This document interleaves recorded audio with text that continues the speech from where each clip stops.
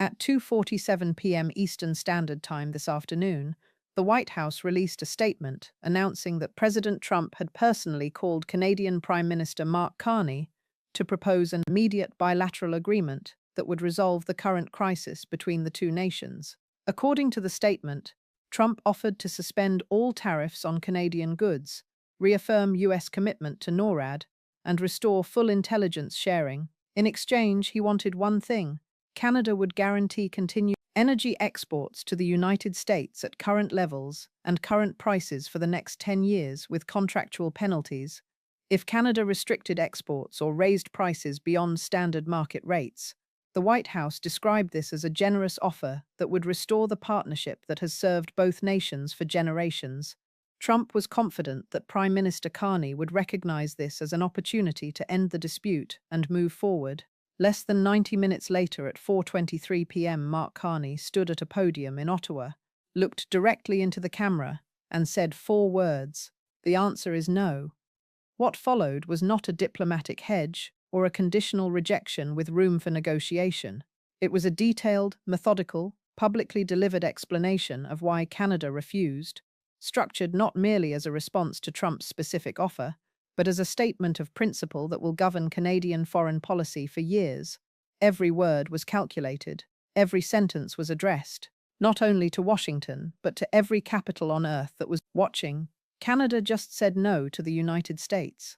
And in doing so, Canada has fundamentally altered the architecture of North American power in ways that the White House did not anticipate, that energy markets immediately priced as credible, and that cannot be reversed by any subsequent American statement or counteroffer. To understand the full weight of what happened this afternoon, you have to understand what Trump actually proposed, because the specific terms of the offer reveal how completely Washington misread Canada's position going into this negotiation. The phone call took place at 1:15 p.m. Trump opened by telling Carney that the dispute had gone too far and that it was time to make a deal. He said he was prepared to give Canada everything it had been asking for: tariff removal, NORAD continuation, intelligence sharing restoration, a public statement respecting Canadian sovereignty. In exchange, Trump wanted what he called energy security guarantees, the specific numbers Canada would be required to export a minimum of 3.8 million barrels of crude oil per day, 2.7 billion cubic feet of natural gas per day, and 1,400 megawatts of electricity per hour to the United States. These figures match current export levels. Trump was not asking Canada to increase supply, only to contractually guarantee its continuation. Price caps would apply. Canadian energy exports could not exceed a 15% premium over prices charged to other buyers, and penalty clauses would enforce compliance. If Canada reduced exports below the guaranteed minimums or charge prices above the caps, it would face financial penalties of $500 million per month. Trump reportedly told Carney this was a win-win deal. Canada gets relief, the US gets security, both sides move forward. He framed it as a personal favor and urged immediate acceptance before political opposition in Washington made the offer impossible to sustain. Carney listened to the entire proposal without interrupting. Then he said he would consult his cabinet and parliament before responding. He would have an answer within 3 hours. The call ended. Carney immediately convened an emergency cabinet meeting that lasted 45 minutes. His assessment of Trump's offer, according to sources present, was precise and unambiguous. This is a trap. Accepting means signing away Canada's resource sovereignty, agreeing that the United States can dictate what Canada does with Canadian resources, and eliminating all leverage for the next decade. Trump or any successor could do whatever they wanted to Canada during that period, and Canada could not respond by adjusting energy policy because it would be contractually prohibited from doing so. Carney framed the choice in terms that went beyond this specific deal. Accepting means agreeing that Canada is a supplier state and the United States is the customer state. Accepting means subordinate status. And he did not enter politics to make Canada subordinate to anyone. At 4:23 p.m., he walked to the podium. Understanding Carney's rejection requires reading it not as a press conference statement, but as a legal and diplomatic document. one in which every sentence was designed to accomplish a specific institutional objective and to be understood as such by multiple audiences simultaneously. Carney opened by confirming the factual record. Trump had offered tariff removal, NORAD reaffirmation, and intelligence sharing restoration, and had asked Canada to sign a 10-year agreement guaranteeing energy exports at specified levels and capped prices. He confirmed the offer accurately and completely. Then he stated the answer. What followed was structured around three distinct arguments, each one addressing a different dimension of why the offer was unacceptable, and each one carrying implications that extend far beyond the bilateral dispute. The first argument was sovereign ownership. Canada's natural resources belong to Canadians. Decisions about how they are used, who they are sold to, and at what price are made by Canadian institutions based on Canadian interests, not based on agreements that contractually obligate Canada to serve another country's requirements. This argument is not merely a statement of preference. It is a constitutional and legal claim. Canadian natural resources fall under provincial jurisdiction in the Canadian constitutional framework. The federal government does not have the unilateral authority to bind provincial resource decisions through a bilateral agreement with a foreign power. Carney was telling Trump and telling every watching government that the offer asked Canada to commit something that Canada's own constitutional architecture does not permit any government to commit. The second argument was the elimination of future leverage. The proposed agreement would remove Canada's ability to respond to any future American action. If the United States imposed tariffs again, threatened Canadian sovereignty again, or violated agreements again, Canada could not adjust energy policy in response because the contract would prohibit it. This is the argument that Carney identified internally as the trap, a contractual arrangement that removes your ability to respond to the other party's future bad behavior, does not resolve a conflict. It institutionalizes your own defenselessness against future versions of the same conflict. It is not a peace agreement. It is a capitulation with a 10-year guarantee attached. The third argument was market competition and sovereign equality. Canada exports energy to many countries. Those decisions are made by Canadian companies and the Canadian government based on market conditions and strategic priorities. Canada will not subordinate those decisions to American demands. And then came the sentence that sent immediate shockwaves through energy markets. As of today, Canada has received purchase proposals from 11 countries on 4 continents. We are evaluating all of them. The United States is welcome to compete for Canadian energy on the same terms as everyone else. That final line, "the United States is welcome to compete," was the most consequential sentence delivered in North American diplomatic history in decades. It was not a threat. It was a market announcement. Carney was publicly informing the world that Canadian energy is now available for competitive purchase, that the era of assumed American preferential access is over, and that the United States has been placed on equal footing with China, Japan, South Korea, India, Germany, France, the United Kingdom. The White House had no prepared response. According to sources, senior officials genuinely believed Carney would accept. They had structured the offer to give Canada what it had been publicly demanding: tariff relief, sovereignty acknowledgement, alliance restoration, while securing American energy interests. When Carney rejected it publicly and immediately, the administration spent over an hour without producing a coherent statement. When Trump's response finally appeared on Truth Social at 5:30 p.m., it said Canada had made the biggest mistake in their history, that America does not need Canadian energy, and that Canada should try selling to China and see how that works. That post contradicts documented facts that any energy analyst can verify in minutes. 60% of American oil imports come from Canada. The reason is not simply price or proximity. It is refinery configuration. American refineries in the Midwest and Gulf Coast were built specifically to process Canadian heavy crude. The particular chemical composition of oil extracted from Alberta's oil sands.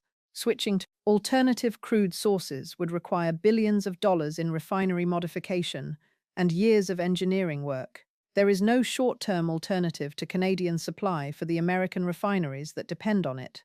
The president's claim that America does not need Canadian energy is not a negotiating position. It is a factual inaccuracy posted publicly by the head of state of the country, most dependent on the resource he claimed not to need. The markets read the situation with more accuracy than the Truth Social post. West Texas Intermediate crude futures jumped 7.2% within 15 minutes of Carney's statement.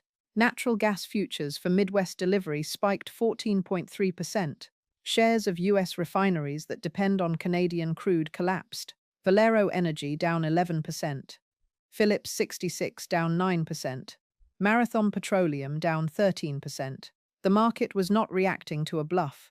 It was pricing in a credible and documented shift in the direction of Canadian energy exports. The question that every energy analyst and every geopolitical strategist is now working through is not whether Carney's rejection was genuine. The market reaction settled that within 15 minutes.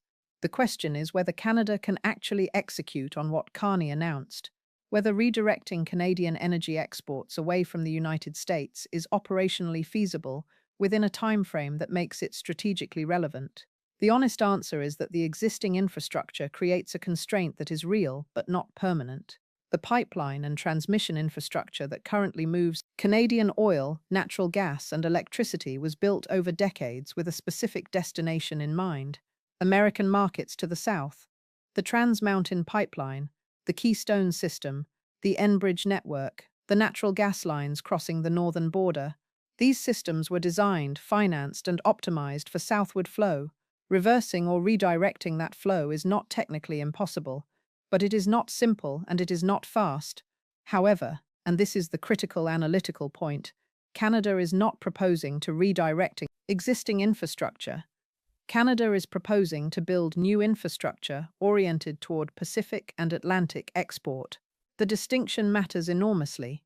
New Pacific Coast terminals would allow Canadian crude and liquefied natural gas to be loaded onto tankers bound for Asian markets. New Atlantic terminals would serve European buyers who are currently dependent on Middle Eastern and Russian supply, with all the geopolitical risk those dependencies entail. These terminals do not compete with existing southward infrastructure. They supplement it, creating a parallel export pathway that gives Canadian producers a genuine market choice for the first time. The timeline for this infrastructure, according to energy sector analysts, is 18 to 24 months for initial capacity if construction is prioritized and regulatory processes are expedited. Canada's Alternative Security Partnership Fund request to NATO includes specific funding allocated for exactly these projects. If that request is approved and the 235 vote that established the fund suggests the governance structure to approve it is in place, construction can begin within weeks of funding confirmation. The 11 countries that have submitted purchase proposals represent a buyer market for Canadian energy that did not exist 6 months ago. The specific countries Carney referenced include China, Japan, South Korea, and India among the Asian buyers, all of whom currently import energy from the Middle East or Russia at prices that Canadian supply could undercut, while offering superior geopolitical stability. Germany, France, and the United Kingdom are evaluating Canadian LNG as a mechanism to reduce continued dependence on Russian natural gas, dependence that the European energy crisis of recent years exposed as a structural vulnerability. No European government wants to maintain indefinitely. The competitive dynamics of this bio-landscape give Canada something it has never previously possessed in its energy export relationship with the United States: genuine optionality. Optionality in commodity markets is not merely an economic concept. It is a source of institutional leverage that transforms the negotiating position of any seller. When you have one buyer, and that buyer knows it, the buyer sets the terms. When you have 11 documented buyers and the capacity to choose among them, you set the terms.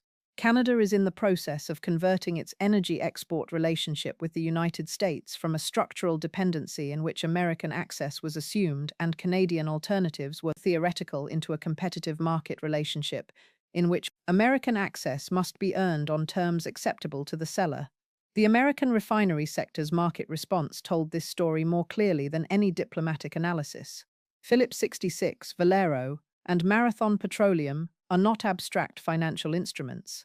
They are industrial facilities employing tens of thousands of workers in the American Midwest and Gulf Coast, processing specific grades of crude oil for which Canadian supply is not simply the most convenient source, but the source for which their equipment was engineered. 13% decline in Marathon Petroleum's share price within an hour of Carney's statement represents the market's assessment of what Canadian export diversification means for those facilities, not in the abstract future, but in the immediate operational present. Senator Lindsey Graham stated publicly that Canada will come crawling back when they realize they have no other options. The 11 documented purchase proposals, the NATO infrastructure funding mechanism, the 14% natural gas futures spike, and the 13% Marathon Petroleum decline collectively constitute the market's response to that assessment. Canada has options. The market has priced them, and the gap between Graham's statement and the documented evidence is the gap between political messaging and institutional reality. Step back from the specific terms of the rejected offer and the immediate market reaction, because what happened this afternoon in Ottawa is not simply a bilateral trade dispute reaching a significant inflection point. It is a demonstration of a principle about the nature of sovereign power in international relations, a principle whose implications extend far beyond Canada and the United States. The principle is this: leverage in international relations does not belong to the party with the larger military or the larger economy. It belongs to the party with the most credible alternatives. For decades, Canada's position in its relationship with the United States was structurally defined by the absence of credible alternatives. Canadian energy flowed south because the infrastructure flowed south, the refinery relationships were established southward, and the continental market was so deeply integrated that the concept of alternative buyers was theoretical rather than operational. Washington operated on the assumption, largely accurate for decades, that Canada would ultimately comply with American preferences because Canada had no viable path to doing otherwise. Carney's statement this afternoon was the public announcement that this structural condition has changed. The 11 purchase proposals are not hypothetical. The NATO Infrastructure Fund is not conceptual. The 23-5 vote that established it is a documented institutional fact. The pipeline terminal construction that can begin within weeks of funding confirmation is an engineering project, not a political position. Canada is not bluffing about alternatives, because Canada is not relying on alternatives that do not yet exist. It is announcing a process through which alternatives that are already being developed will become operational on a documented timeline. The three scenarios that now define where this relationship goes carry different implications for American consumers, American industry, and American strategic positioning. In the competitive bidding scenario, multiple countries submit formal long-term supply agreements over the next 60 days. Canada runs a documented competitive process. If the United States participates and matches terms, Canadian energy continues flowing south with a different contractual basis, one that reflects equality between sovereign partners rather than assumed American preferential access. This is the least disruptive scenario for American energy markets, but it requires Washington to accept a fundamental change in the structural terms of the relationship. Canada is no longer a captive supplier. It is a sovereign seller with documented buyers competing for its product. In the infrastructure race scenario, Canada uses NATO funding to accelerate Pacific and Atlantic terminal construction. American energy prices increase as the market prices in reduced Canadian supply over a 2-year construction horizon.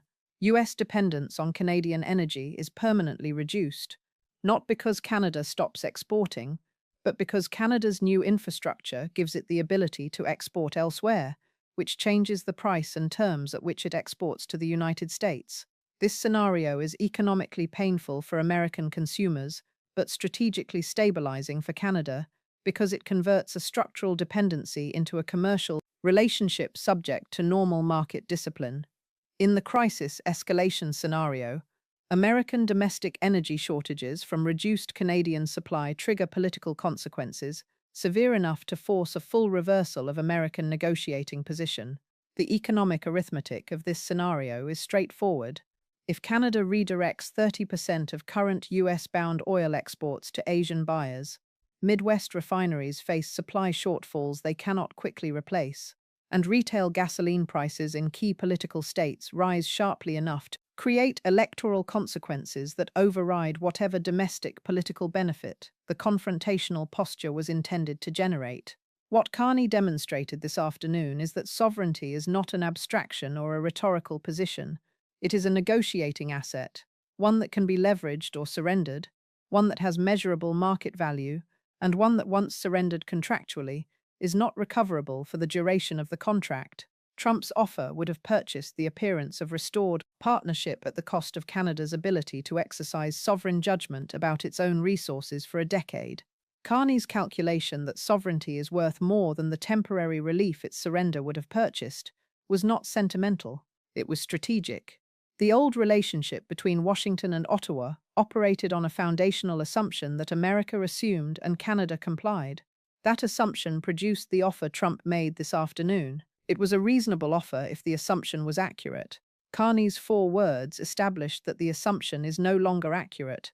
The United States is welcome to compete, not to demand, not to assume, to compete on equal terms with 11 other countries already in the queue. That is not a diplomatic statement. That is a structural redefinition of the relationship between the two countries. And unlike a tariff, which can be reversed by executive order, a structural redefinition backed by infrastructure, by institutional funding, and by documented buyer interest does not reverse when the political winds change. The answer was no, and the answer will remain no until Washington understands what it was actually being asked to earn.